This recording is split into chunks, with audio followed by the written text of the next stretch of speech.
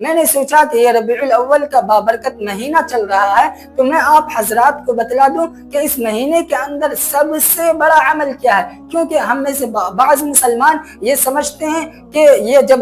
ربیع الاول کا مہینہ آتا ہے تو اس کے اندر سب سے بڑا عمل ہے جلوس نکالنا، نعتیہ پروگرام کرنا، گھروں کو چراغاں کرنا، مسجدوں کو سجانا اور محفلوں کو سجانا، گھروں کے اندر روشنی پیدا کرنا، حلوہ پوری پکانا۔ یہ ہم میں سے بعض مسلمان یہی سمجھتے ہیں کہ یہ سب سے بڑا عمل ہے۔ نہیں، میں قسم کھا کر کہتا ہوں، رب کعبہ کی قسم کھا کر کہتا ہوں کہ ربیع الاول کے اس مہینے کے اندر ان میں سے کوئی بھی چیز دلائل اربع میں سے، یعنی قرآن، حدیث، اجماع امت اور قیاس، ان 4 دلائل میں سے کسی بھی دلیل سے ان میں سے کوئی بھی چیز ثابت نہیں ہے۔ یہ ساری چیزیں غیر ثابت شدہ ہیں، اس لیے ہم ان ساری چیزوں کے اندر اپنا ٹائم ویسٹ نہ کریں، اپنے ٹائم کو ضائع نہیں کریں۔ یہ بہت قیمتی چیز ہے، میرے پاس جو وقت ہے تو ہم آپ کو بتلاتے چلے کہ اس مہینے کے اندر سب سے بڑا عمل کیا ہے۔ اس مہینے کے اندر سب سے بڑا عمل آپ صلی اللہ علیہ وسلم کی سیرت طیبہ کو اپنانا، آپ صلی اللہ علیہ وسلم کے طور طریقے کو اپنانا